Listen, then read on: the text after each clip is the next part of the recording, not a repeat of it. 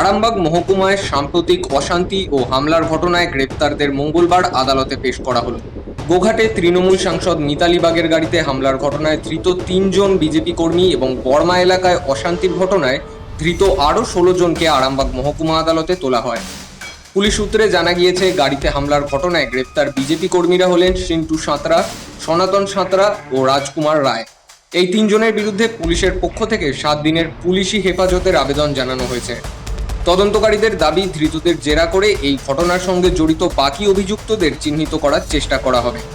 অন্যদিকে গোঘাটের বর্মা এলাকায় অশান্তির ঘটনায় ধৃত 16 জন স্থায়ীভাবে তৃণমূল কর্মী সমর্থক হিসেবে পরিচিত বলে জানা গিয়েছে। এই ঘটনাকে কেন্দ্র করে এলাকায় এখনও উত্তেজনা বজায় রয়েছে।